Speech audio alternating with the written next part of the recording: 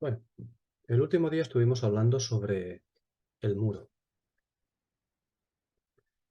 El muro, si recordáis, nos habla de la profecía, del espíritu de la profecía, algo con lo cual estamos muy relacionados en este libro. Bueno, absolutamente relacionados, ¿no? Em, el Señor busca quien reconstruya un muro. Eso lo podemos ver en Ezequiel capítulo 22, ¿no? Cuando hay un muro que está totalmente destruido. Un muro está totalmente destruido cuando la nación de Dios, mejor expresado, cuando el candelero de Dios, sea el antiguo, sea el nuevo, sea el futuro, está en absoluto peligro porque se ha desmoronado. Está totalmente desmoronado porque lo único que ha ocurrido ha sido, pues, inmundicia, sobre todo indolencia. ¿Por parte de quién? Por parte de los suyos, por parte de su propio candelero. No olvidemos que un candelero es el testimonio del Señor. Ese es el testimonio del Señor. Por eso cuando en Apocalipsis habla del testimonio de Jesucristo, el testimonio de Jesucristo en la actualidad, nosotros, en nuestra actualidad, somos nosotros, es la Iglesia a quien se le ha concedido ser el testimonio en la tierra en la dispensación que el Señor ha preparado, que el Señor ha organizado. Y esa dispensación que forma parte de otras dispensaciones, pero que esta es la que toca actualmente en la historia profética de Dios aquí en la tierra. O mejor expresada también, la historia profética del caminar del hombre aquí en la tierra bajo el sol, ¿no? Em, pero los muros normalmente quedan absolutamente destruidos o que hay brechas en los muros y las brechas son aprovechadas por Babilonia para entrar y para hacer morada, para destruirlo todo, para convertirlo todo a su propia religión, a su propio sistema, llamémosle si queramos, si queremos, a su propio sistema, a su propia manera de hacer las cosas. En definitiva, aquel sistema que tiene que ver con el espíritu de la potestad del aire. Y el espíritu de la potestad del aire no es ni más ni menos que el ministerio de la carne, de lo carnal, el cual su cabeza absoluta pues es la serpiente, es el diablo, es Satanás, naturalmente. Pero cuando el Señor otorga su palabra y hay quien está dispuesto a comerlas, esas palabras, a encontrar las palabras del Señor y comerlas, es decir, nutrirse de esas palabras, de ese maná, el Señor ofrece también, el Señor ofrece algo. Y ese algo es hacer suya a esa persona. Ese algo es, para entendernos, es como dice la Escritura. ¿Recordéis aquella expresión? Entraré a él y cenaré con él, y él conmigo, y entrará y saldrá y hallará pastos. Eso de entrar y salir y hallar pasto no es meramente simple, no simplemente, mira, formar parte de un grupo de una, o de la iglesia en general y ya está, es lo que tenemos. No, no, no, es mucho más, estamos hablando de intimidad. Y la intimidad con el Señor, la marca específicamente, es decir, cuando nosotros hablamos de intimidad profunda, de mi intimidad profunda, hay solo un cuerpo que nos la marca. No va a ser, los pertenecientes a ese cuerpo no son los únicos que pueden llegar a tener intimidad con el Señor. Naturalmente que no, pero a nivel de tipología, quien nos marca la intimidad con el Señor es la esposa. Son los ancianos en el trono del Señor.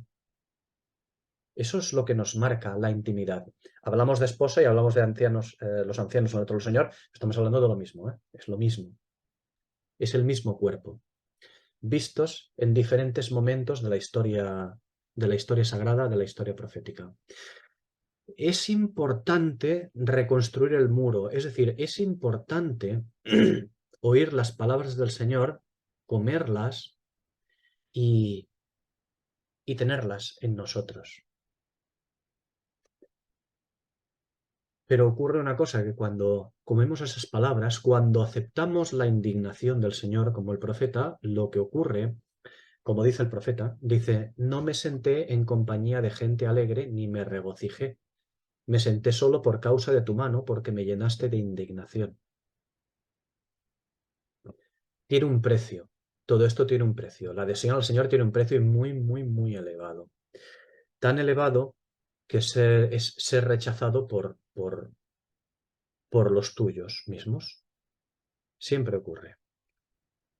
Pero a cambio de ello, el Señor le contesta siempre a aquel que está dispuesto a reparar la brecha del muro, a aquel que está dispuesto a ser profeta, a aquel que está dispuesto a ser muro.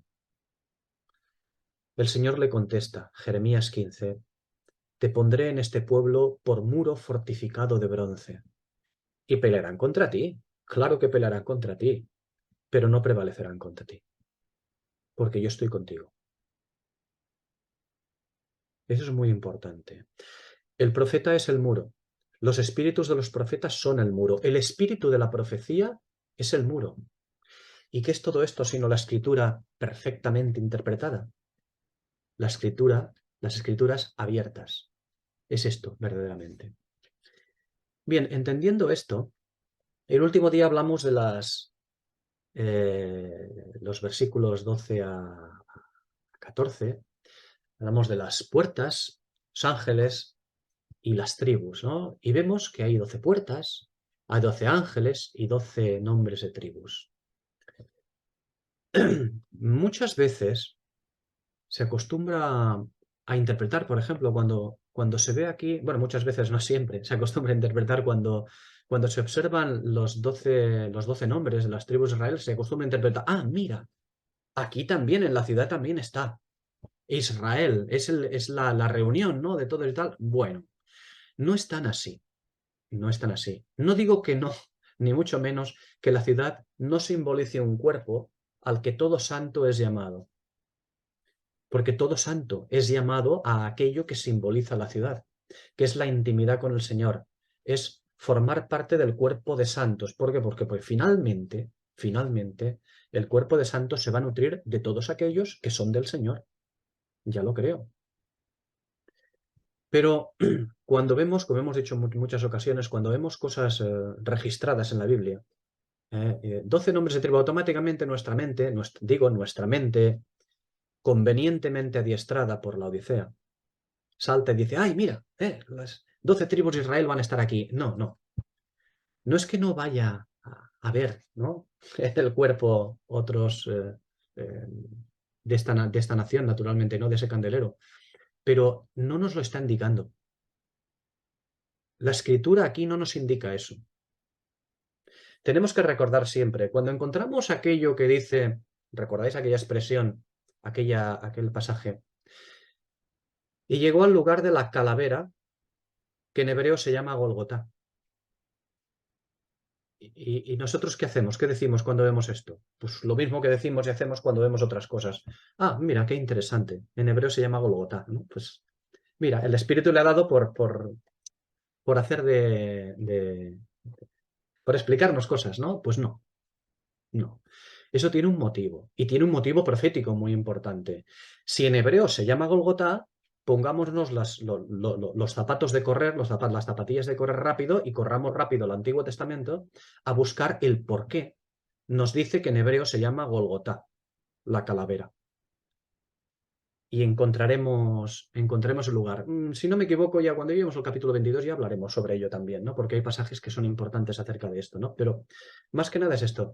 Cuando el Espíritu dice que están 12 nombres, que son los de las 12 tribus de Israel, tenemos que empezar a pensar, no decir, ah, mira, también estará Israel aquí. No, no, no, eso son interpretaciones muy literales, simplonas, y por lo tanto, disculpadme, pero son pueriles. Vamos, digo son pueriles porque yo he sido pueril también, ¿eh? Naturalmente, ¿cómo no? Lo que mamá la Odisea me ha enseñado y ha querido que yo aprenda. Cosas simples, sin profundidad, naturalmente, no. 12 nombres de tribus no indica que incluya a israelitas vivos. Los vivos tienen su lugar en el reino. Tendrán su lugar en el reino, es decir, fuera del muro de la ciudad. ¿Dónde? Pues donde van a recibir su heredad, la heredad prometida, una heredad terrenal, ¿no? Tenemos que entender que todo esto, la ciudad, cuando se habla de ciudad, una vez más, es una alegoría. Es evidentemente una alegoría escritural acerca de la posición de los santos celestiales pertenecientes a la reunión de los santos, bien sea del antiguo candelero o bien sea del nuevo candelero, porque en la ciudad tienen entrada todos. Ahora bien, la ciudad está representada en tipo y figura por la esposa, es decir, por aquella que tiene una intimidad absoluta con el Señor. Pero el destino de todo llamado, de todo aquel que es llamado, es a la relación con Dios sin restricciones, es decir, llegar a la eternidad integrando un mismo cuerpo. ¿Cómo? Pues habiendo accedido a la ciudadanía de la ciudad de Dios, unidos en Cristo y a Cristo en comunión plena y perfecta. Y el Espíritu y la esposa llaman a ello, siempre llaman a ello. Bien, insisto, con respecto al número 12. El número 12, tenemos que buscar siempre los simbolismos, la simbología de los números, etc. Todo eso hay que buscarlo para poder interpretar adecuadamente. Con respecto al número 12, tenemos que recordar que 12 es un número que indica plenitud o, mejor dicho, integridad administrativa de gobierno, siempre de gobierno. El 12 tiene que ver con gobierno. Fijémonos, por ejemplo, en Números 1.44 o en el primer libro de Reyes, capítulo 4, versículo 7.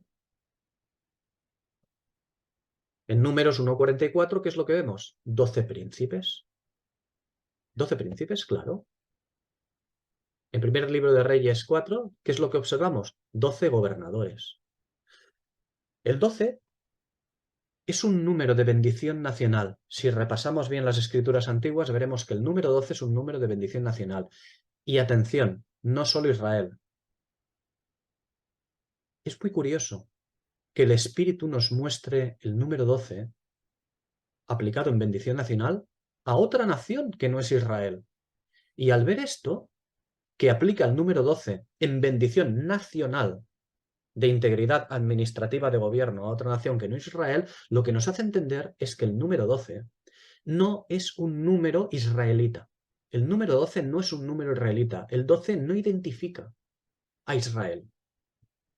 El 12 es un número de integridad administrativa de gobierno, de aplicación de gobierno, ni más ni menos.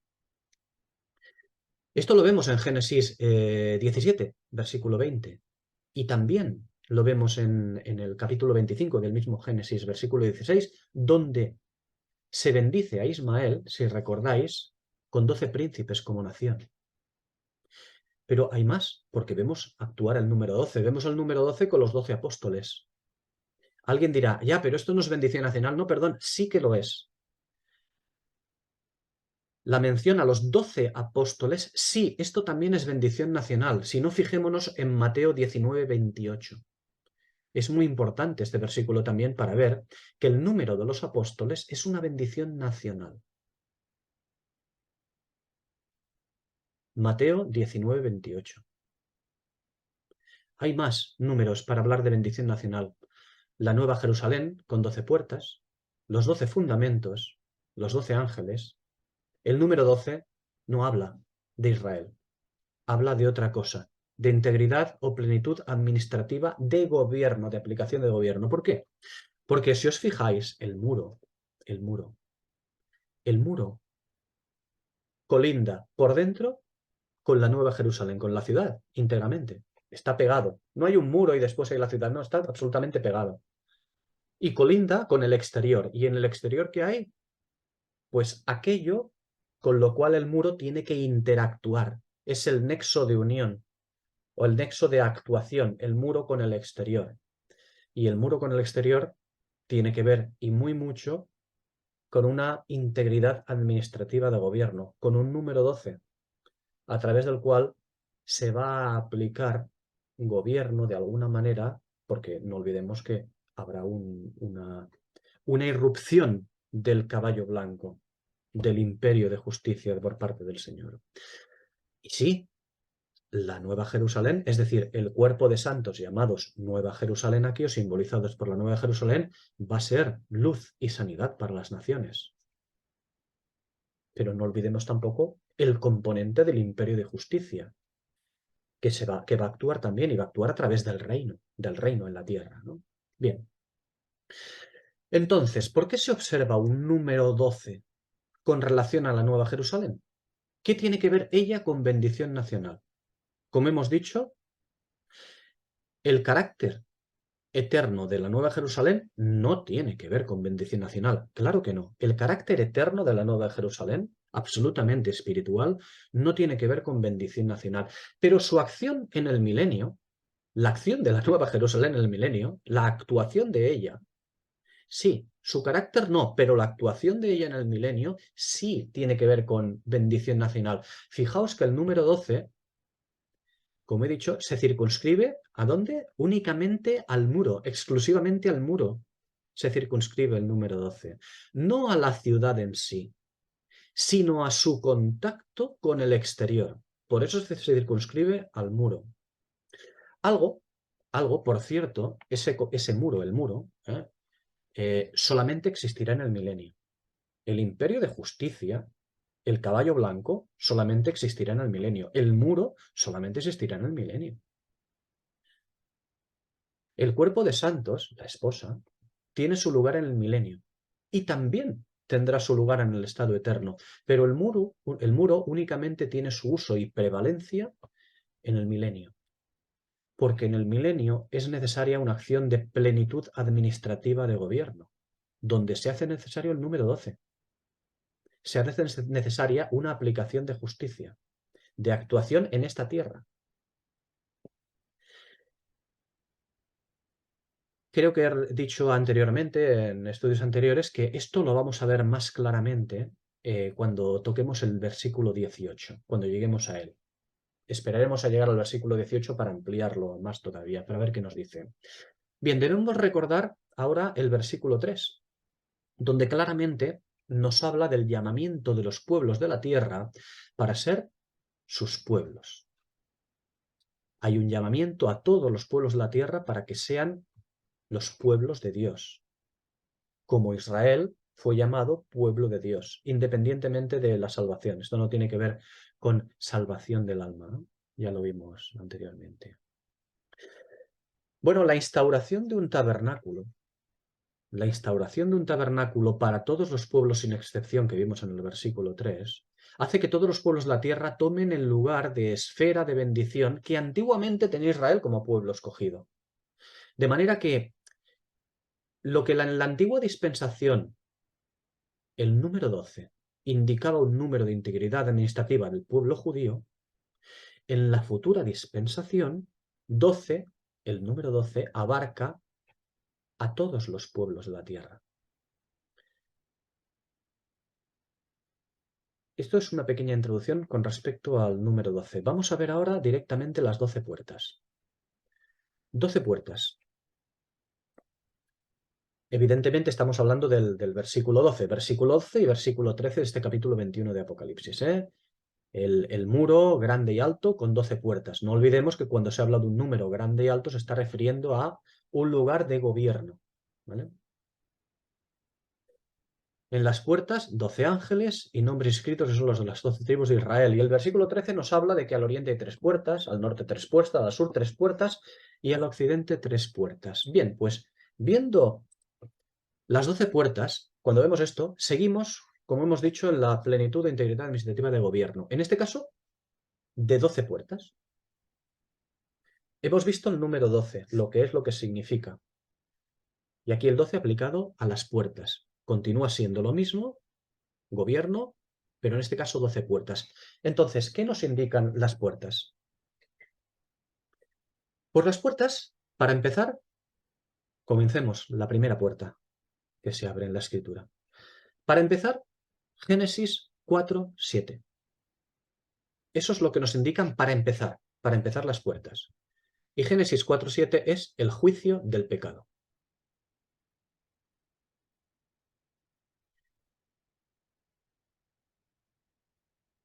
Una puerta, cuando buscamos en la escritura, donde aparecen las puertas, si hacemos este ejercicio de buscarlo, nos daremos cuenta qué son las puertas, a qué obedecen la inclusión de una puerta en la escritura y veremos con qué está relacionada.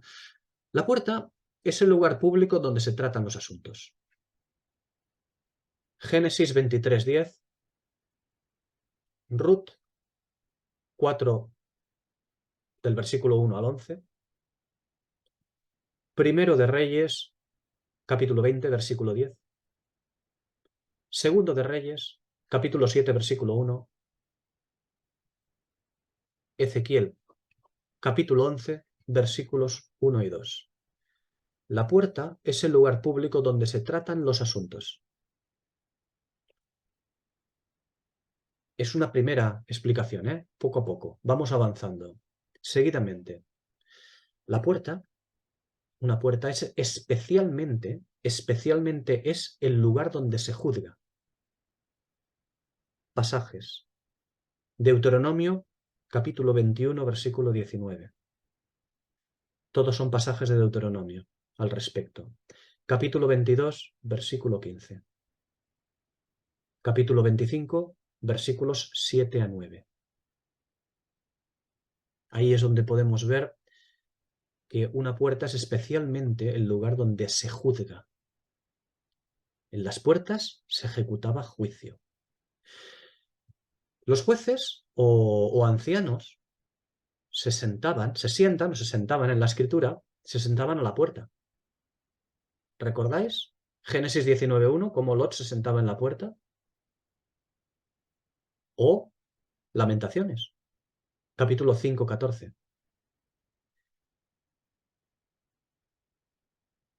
Los jueces o los ancianos, que son los que deben tener capacidad de juzgar, el juez o el anciano de días, son los que se sientan a la puerta a ejecutar, a ejercer ese juicio. Pero esto, en cuanto al juicio que se ejerce en la puerta, hay un pasaje muy especial. Es Job. ¿Cómo no? Job, capítulo 29, versículos del 7 al 25. Vamos a leerlos un momento. Fijaos lo que dice Job. El libro de Job, por cierto, es un libro muy especial. Es un libro muy especial por muchos motivos, pero no solamente por el relato, por la fe que desprende Job, por la adhesión al Señor. Es que el libro de Job es un libro muy simbólico y especialmente profético, el libro de Job también, curiosamente. A veces se dice, no, pertenece a los libros llamados sapienciales o de sabiduría. Es un libro profético. Es un libro profético. Bien, permitidme que lo lea un poco estos versículos. Dice, dice Job, y por cierto en amargura, recordando lo que hacía. Cuando yo salía a la puerta de la ciudad y en la plaza hacía preparar mi asiento, los jóvenes se retiraban al verme y los ancianos se levantaban y se quedaban de pie. Los jefes detenían sus palabras, ponían la mano sobre su boca. La voz de los principales enmudecía y su lengua se pegaba a su paladar. Los oídos que me oían me llamaban bienaventurado, y los ojos que me veían me daban testimonio, porque yo libraba al pobre que clamaba y al huérfano que carecía de ayudador. La bendición del que iba a perecer venía sobre mí, y al corazón de la viuda yo daba alegría. Me vestía de justicia y ella me cubría. Como manto y diadema era mi rectitud. Yo era ojos para el ciego y pies para el cojo. A los menesterosos era como un padre. Y de la causa del desconocido me informaba con diligencia. Quebrantaba los colmillos del inicuo y de sus dientes hacía soltar la presa. Decía yo, en mi nido moriré y como arena multiplicaré mis días. Mi raíz está al alcance de las aguas y en mis ramas se posa el rocío. Mi gloria se renueva en mí, mi arco se fortalece en mi mano. Me escuchaban con expectación y callaban para oír mi consejo. Tras mi palabra no replicaban, y mis razonamientos destilaban sobre ellos. Me esperaban como a la lluvia y abrían su boca como a la lluvia tardía. Si yo les sonreía, apenas lo creían, y no se perdían la luz de mi rostro. Yo les indicaba el camino de ellos y me sentaba entre ellos como el jefe, y moraba como un rey en medio de su ejército, como el que consuela a los que lloran. Esto, el primer versículo que hemos leído, dice, cuando yo salía a la puerta de la ciudad.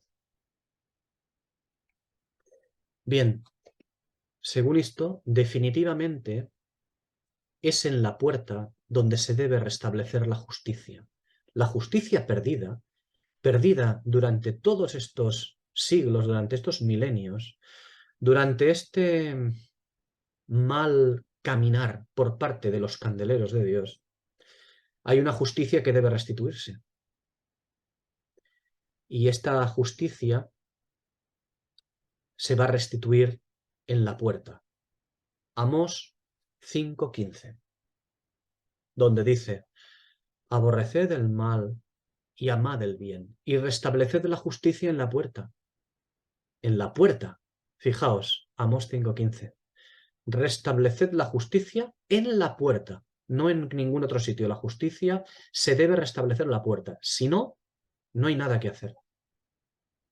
Continúe diciendo Amós, quizá Jehová Dios de los ejércitos tendrá piedad del remanente de José. Quizá Jehová de los ejércitos tendrá piedad del remanente de José. Si se restablece, eso sí, si se restablece la justicia en la puerta. Por supuesto que será en el muro de las 12 puertas donde se restablecerá la justicia íntegramente. Y esto tiene que ver con integridad administrativa de gobierno. El juicio de la puerta otorga entrada. Juan capítulo 10, versículo 9. El juicio de la puerta otorga entrada. O también te deja fuera. En Juan 10:9 dice que te otorga entrada, el juicio de la puerta. Pero también te deja fuera. Génesis 7:16. Mateo 25, versículos 1 a 13.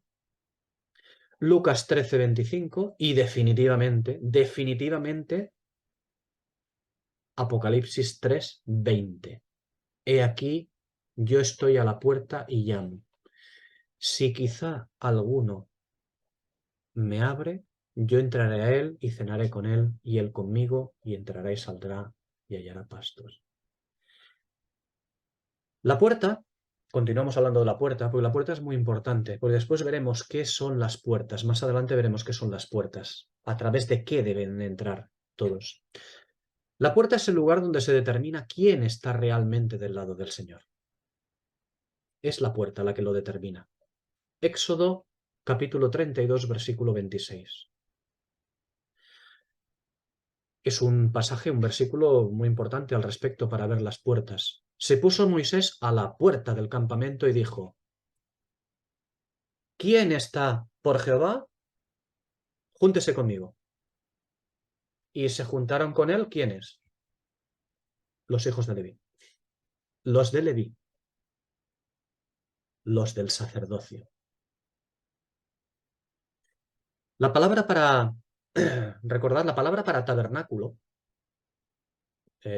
cuando hablamos de tabernáculo nos referimos al llamado tabernáculo de reunión o del testimonio, aquel que vimos en el desierto de Israel. La palabra para tabernáculo es mishkan o también eskené, ¿vale? Ya sé que no importa, ¿no?, citar el nombre original, pero sí, me apetece hacerlo para decir lo que es. Literalmente, el nombre tabernáculo significa morada. Morada. El nombre tabernáculo, en su idioma original, significa morada. Es la morada de Dios con los hombres. Es el lugar al que se llama al pueblo. Entonces, en el desierto se llamó a un pueblo. A partir del versículo 3 del capítulo 21 de Apocalipsis, en el milenio se llama a los pueblos. A todos los pueblos se llaman a ser pueblos de Dios. En este caso se llama a los pueblos a reunirse o unirse a su Dios. Es un llamamiento. No es nada más, es un llamamiento a reunirse a Él. Pero recordad, para esto, para que pudiesen ir a su Dios, al tabernáculo de reunión del testimonio, para esto únicamente había, ¿recordáis? Una puerta, una sola puerta. No, no se podía entrar de ninguna otra manera, solamente había una puerta, el único lugar para pasar. La puerta del tabernáculo te permite encontrarte con Dios o dejarte fuera. La puerta es el lugar desde el que se llama, como hemos visto con Moisés y en otros lugares. Moisés llama desde la puerta a él, a juntarse. La puerta es la que otorga entrada o te impide el paso, insisto. Y la puerta del postrer tabernáculo, del último tabernáculo, que es el que estamos tratando en Apocalipsis capítulo 21, la puerta del tabernáculo definitivo, es también la puerta definitiva para el hombre debajo del sol, la última, la final. Porque el antiguo tabernáculo fue hecho conforme al modelo celestial. Pero ¿sabéis cuál es el modelo celestial? Que el Señor que mostró a Moisés, la Nueva Jerusalén. Ese es el modelo celestial. Ese es el tabernáculo, el modelo celestial de Dios. El antiguo tabernáculo no es el modelo de la Nueva Jerusalén, sino tipo y figura de ella. El antiguo tabernáculo del desierto es tipo y figura de la Jerusalén, de la Nueva Jerusalén, del tabernáculo de Dios. La Nueva Jerusalén es el modelo divino primigenio, es el modelo divino en el que se basa el antiguo. Siempre es así.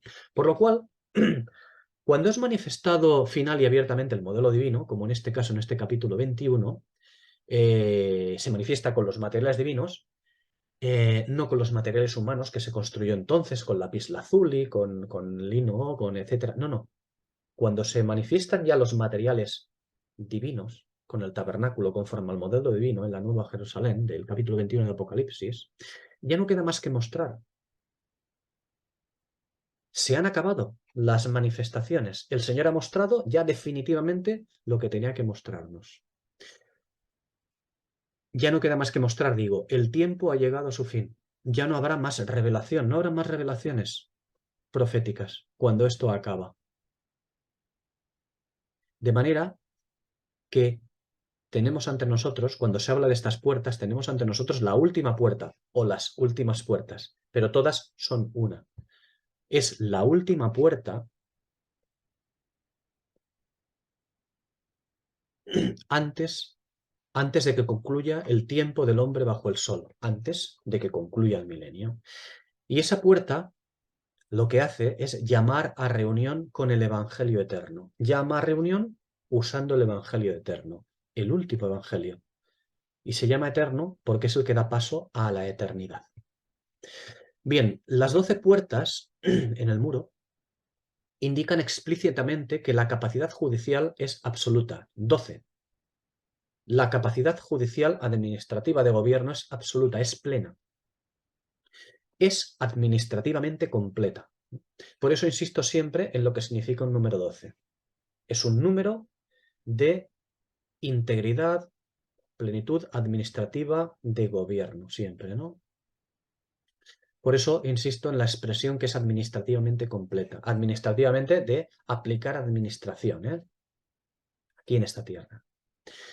Aquí no hablamos, atención, cuando estamos hablando de esas puertas, no estamos hablando de la justicia de la vara de hierro, ¿eh? Esta integridad administrativa completa, no estamos hablando de la justicia de la vara de hierro, sino de la justicia de las puertas, ¿eh?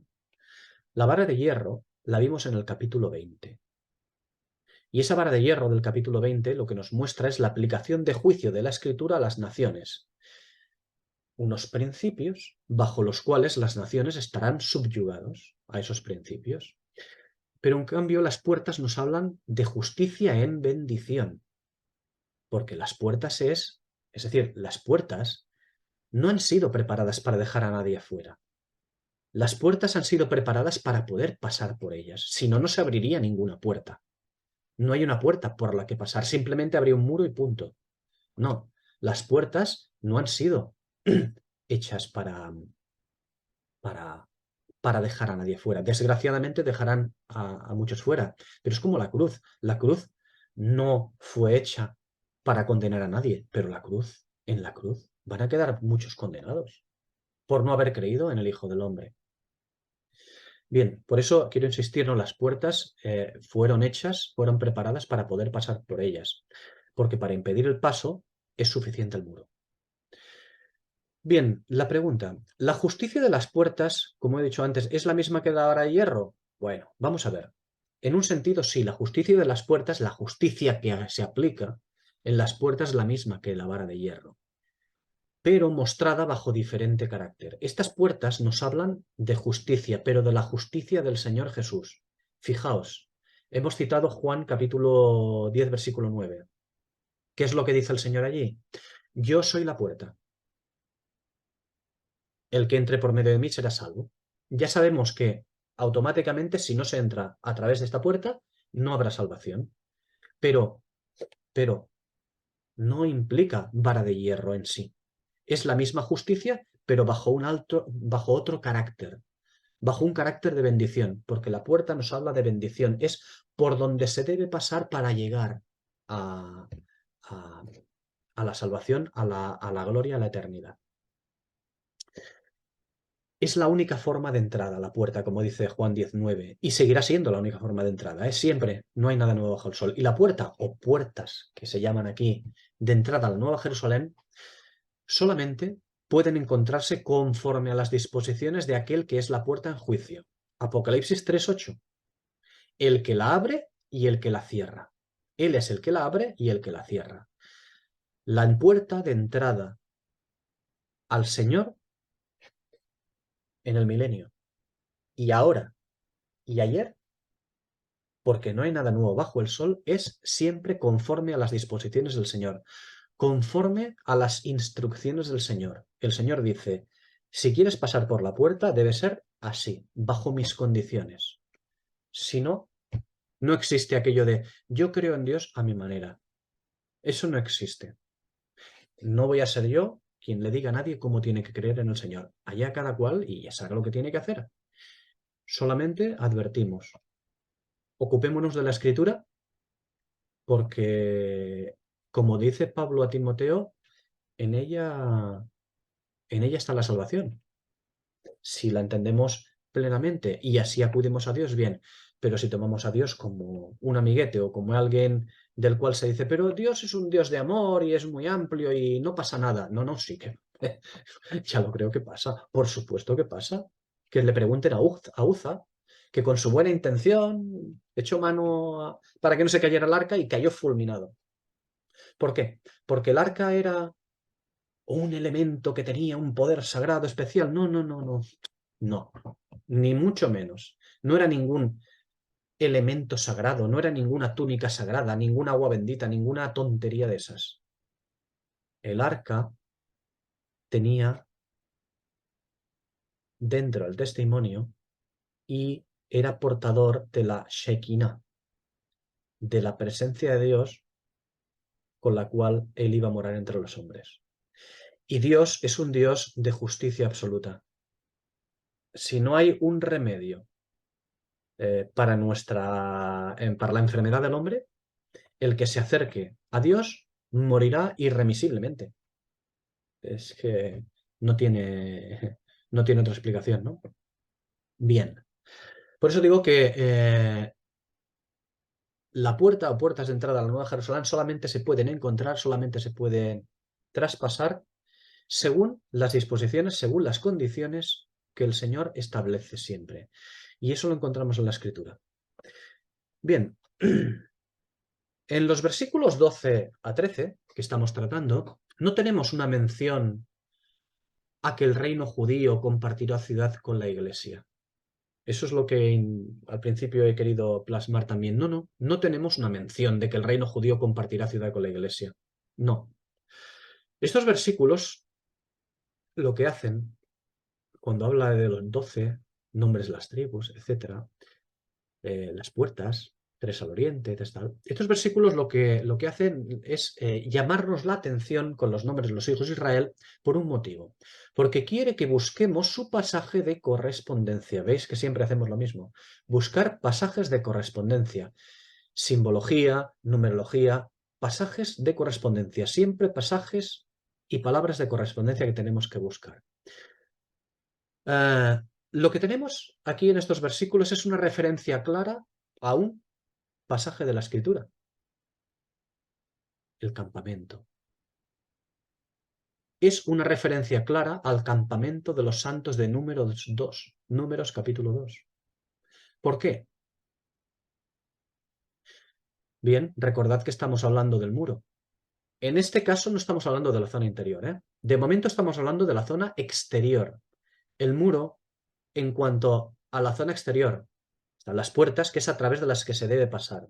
Y si se debe pasar a través de esas puertas, significa que estamos hablando de la cara exterior, externa, el que toca con el reino, el que toca de alguna manera que tiene contacto con el mundo del milenio, ¿eh? Por eso digo, ¿por qué es una referencia clara a Números 2 estos versículos? Como digo, estamos hablando de la zona exterior del muro. No estamos hablando del muro de la ciudad, zona interior. Ya veremos que hay una diferencia importante entre el muro y el muro de la ciudad. Hay que dilucidarlo también. Hay que observar en estos versículos cuándo el Espíritu menciona el muro o cuándo le llama muro de la ciudad. Hay dos versículos que lo hace de una manera y en otras partes lo vuelve a hacer, otras dos partes lo vuelve a hacer de otra manera. Y eso es importante también. Cuando se habla de muro a secas, perdón, cuando hablamos de muro a secas, la zona exterior está hablando de la zona exterior, propiamente dicha. Cuando habla del muro de la ciudad, estamos hablando de la zona interior. Bien, el muro a secas nos habla de la parte colindante, es decir, del contacto de los santos con la zona profana, la zona del mundo. Ezequiel 42:20. Aquí, lo que vemos aquí en estos versículos 12 y 13, es el contacto con las naciones, la parte exterior del muro en el contacto con las naciones. Las mismas naciones que en el versículo 3 vienen a ser, o deben venir a ser, pueblos suyos, no salvados, sino llamados a ser santos como Israel fue llamada a ser santo. Y solo quien venza llegará a formar parte de la familia de la fe. Pero todos son llamados a ser pueblos suyos. El campamento que vemos en Números 2, ¿cómo debía estar? Si leemos allí, veremos que debía estar rodeando al tabernáculo, igual que aquí. 3 tribus por cada punto cardinal. Por lo tanto, 3 puertas por cada punto cardinal. En Números 2, 3 tribus por cada punto cardinal. En Apocalipsis 21, 13, 3 puertas por cada punto cardinal, naturalmente. Y además, fijaos porque en Números 2, ¿cómo debían de estar colocados? Lo dice allí, lo describe allí. Debían estar colocados en orden de batalla. Esto de estar colocados en Números 2 en orden de batalla es una referencia clara a Apocalipsis 20, versículos 8 y 9. ¿Recordáis lo que dice allí? El campamento de los santos y la ciudad amada. El campamento de los santos y la ciudad amada. No es lo mismo. El campamento de los santos de los que habla Apocalipsis 20, allí no lo describimos ampliamente, teníamos que esperar aquí para verlo en toda su amplitud, evidentemente. Pero en Apocalipsis 20, versículos 8 y 9, cuando habla del campamento de los santos y la ciudad amada, no está hablando de la misma cosa. La ciudad es una cosa y el campamento es exterior, que rodea al tabernáculo conforme a Números capítulo 2. ¿Y qué es eso sino una llamada al valle de la decisión, donde es posible tomar partido, si es que se quiere tomar partido por Cristo? Pero recordad, Apocalipsis 20 nos hablaba del día del Señor, un día de tribunales, de hierro, de aplicación de justicia de la que nadie escapará. Apocalipsis 20 nos hablaba del valle de la decisión, donde el reino del cielo barrerá a los impíos, mientras que Apocalipsis 21 nos habla de la bendición, de la justicia en Cristo, de la puerta a la salvación. Y en estos versículos 12 y 13 de Apocalipsis 21 que estamos tratando, nos habla del valle de la decisión, donde el reino del cielo dispone de 12 puertas para ser atravesadas, para ser traspasadas por todo aquel que venza en el valle de la decisión, en el sitio donde se tome la decisión oportuna. Pero, una vez más, ya sabemos que esto no es, esto no es nuevo. Siempre ha sido así. Siempre ha sido a través de una decisión. ¿Por qué? Pues porque no hay nada nuevo bajo el sol. Lo sabemos. El versículo 13, el versículo 13 además nos señala, fijaos bien, porque aquí ya comenzamos a vislumbrar lo que veremos a partir del próximo día, que son las medidas, algo muy, muy importante. El versículo 13 además nos señala que el alcance de todo esto es 3 por 4. ¿De acuerdo? El alcance es 3 por 4. 3 puertas por 4 puntos cardinales. Es muy importante esto también, porque debemos recordar la simbología de los números. No olvidemos que el 3 es un número, ¿recordáis de qué? Es un número de testimonio, igual que el 2, pero el 3 nos habla de la perfección. Es un número con el que Dios otorga una perfección a todo. Y 4, el número 4, es el número que indica orden, que indica simetría, que indica ejecución con aquello que tiene que ver con la acción de Dios con la tierra conocida. ¿Eh? Porque 4 es el número del mundo. En el capítulo 4 ya hablamos de ello. Perdón, cuando hablamos del número 4, el número del mundo, no el número del mundo peyorativamente hablando, el número del mundo, de la tierra, del mundo conocido. En el capítulo 4, cuando tratamos el capítulo 4 de Apocalipsis, ya hablamos más ampliamente acerca de ello. Por lo cual, el alcance de estas puertas es en perfecto testimonio, número 3, testimonio, perfecto testimonio al mundo entero. 4.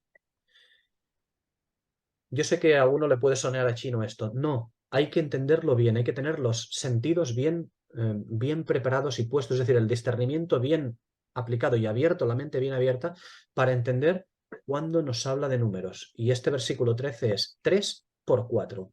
3, número de perfecto testimonio al 4, al mundo entero. Es muy importante. 4 puntos cardinales. Una vez habladas de las puertas, vamos a hablar de los ángeles. 12 ángeles. Intentaremos ser más... ahora intentaremos ser más breves. 12 ángeles. Es esencial. Es esencial que las puertas del muro estén representadas por ángeles. Están representadas por ángeles. Representación. Y ha insistido muchas veces que los ángeles nos hablan, ¿recordáis de qué nos hablan? Nos hablan de ministerio profético. No nos habla de un tipo con alas y... No, no. Y que va a ayudar a las personas o que va a hacer lo que Dios... No, no, no. La aparición de ángel es igual a ministerio profético en acción. Los ángeles nos hablan del ministerio profético, es decir, la escritura desvelada.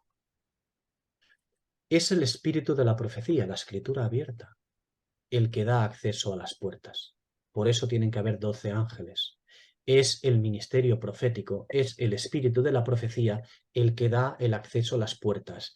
Es el entender y comprender bien la profecía, entender y comprender bien la palabra de Dios, conocer bien al Verbo, que por algún motivo tiene ese nombre, le es aplicado en Apocalipsis 19 el nombre del Verbo de Dios, Cristo, es entender y comprender bien su mente, porque eso es lo único que da acceso a las puertas. Por eso hay un ángel encima de cada puerta, porque lo que da acceso para poder entrar es el ministerio profético. Es el ministerio profético el que llama al valle de la decisión, el que llama a las puertas. Apocalipsis 3:20. He aquí, yo estoy a la puerta y llamo. Si alguno oye mi voz y abre la puerta, entraré a él y cenaré con él y él conmigo. Santiago 1, versículo 21. Recibid con mansedumbre la palabra implantada. Recibid con mansedumbre la palabra implantada, la cual puede salvar vuestras almas. La cual puede salvar vuestras almas. La misma puerta, el mismo Cristo y las mismas palabras, porque todo es lo mismo, serán las que llamarán a salvación en el milenio, porque no hay nada nuevo bajo el sol, siempre es lo mismo. Cuando lleguemos al capítulo, cuando lleguemos al versículo 21 de este capítulo, veremos más sobre las puertas. Otro aspecto, veremos más acerca de ello. Vamos a pasar al versículo 14 para acabar esta sección. Versículo 14. Y el muro de la ciudad tenía 12 fundamentos y sobre ellos los 12 nombres de los 12 apóstoles del Cordero. Atención. Aquí hay un cambio de denominación. Seguimos hablando del mismo muro. Claro que sí. Es el mismo muro. El muro es el mismo. Pero, ojo, ya no es llamado muro. ¿Cómo es llamado ahora? Muro de la ciudad. Alguien dirá, bueno, es para especificar. No, no, perdón. El Espíritu no especifica nada. El Espíritu dice lo que tiene que decir y no gasta más tinta para escribir ni una coma más, ni una coma menos, ni para ser retórico, ni para ser poético. No se dedica a la poesía el Espíritu de Dios. No usa de galanterías para poner antes a la mujer que al hombre. Todo tiene un motivo. Como tiene un motivo, llamarle muro o llamarle muro de la ciudad. Y en este versículo se le llama muro de la ciudad. El Espíritu introduce el añadido de la ciudad cuando antes no lo había usado. ¿Por qué? Porque antes era innecesario usarlo. Porque no era el muro de la ciudad. ¿Por qué ahora sí? Ya sé que puede parecer un poco tonto dar explicación acerca de esto, pero es necesario que lo veamos no porque yo lo diga que es así, sino porque tiene su correspondencia en pasajes. Debemos ver el muro de la ciudad, la parte externa, la parte interna, porque eso es muy importante para comprender todo el conjunto de lo que el Espíritu nos quiere transmitir en este capítulo, nos quiere enseñar.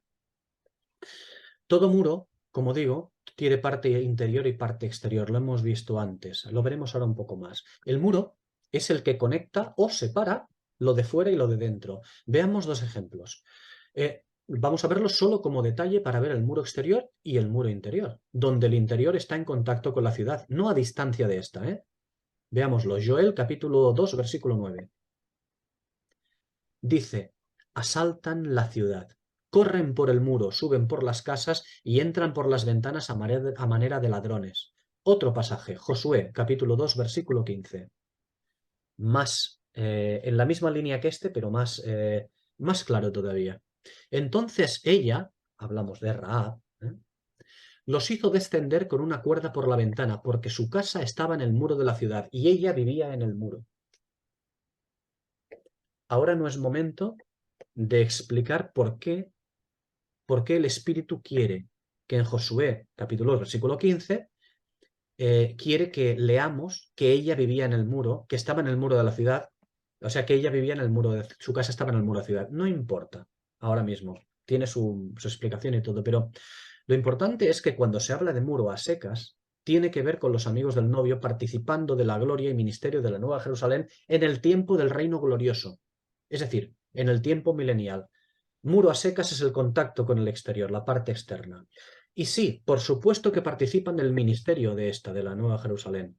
Y no solo del ministerio, sino de su propia gloria, los amigos del novio, pertenecen al muro, son santos celestiales. Eso no lo podemos ignorar. En cambio, cuando se habla de muro de la ciudad, hablamos del fundamento apostólico. Lo veremos. Inmediatamente lo veré, quiero decir, el próximo día lo veremos, ¿no?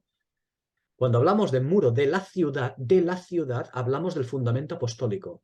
Eso ya tiene que ver con la Iglesia. Efesios 2:20. Sobre edificados sobre el fundamento de los apóstoles y profetas. El fundamento de los apóstoles tiene que ver con el muro de la ciudad. Aquí, en Apocalipsis 21, versículos 14, versículo 19 y versículo 18b, la segunda parte. Y el fundamento de los profetas tiene que ver con el muro, versículos 12, 17 y 18a, la primera parte del 18.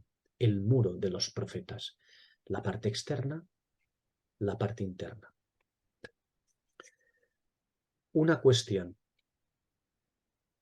No veamos en todas estas explicaciones división y separación de conceptos, sino integración de ellos.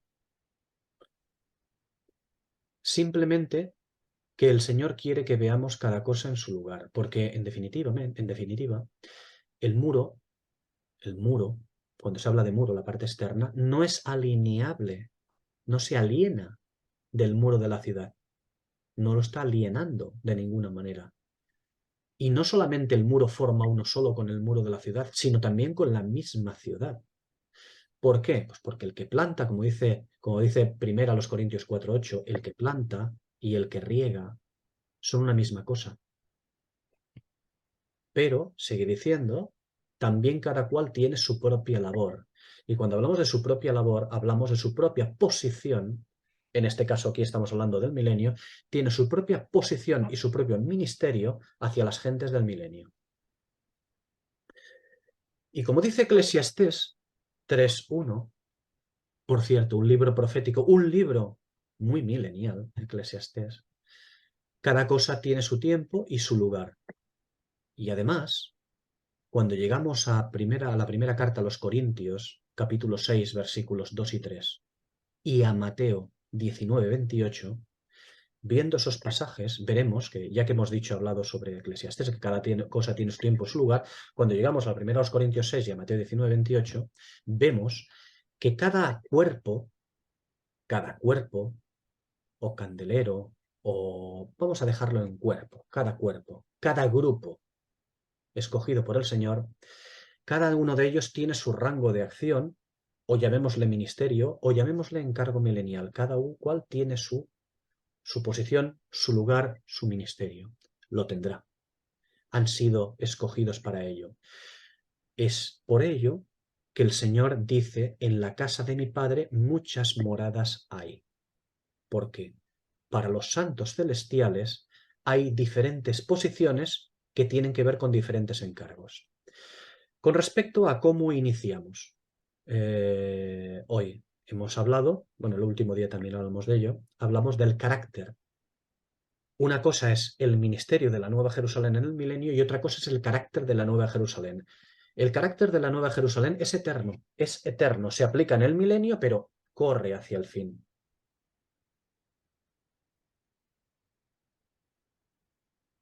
Y ahora lo que acabamos de decir tiene que ver con todo ello.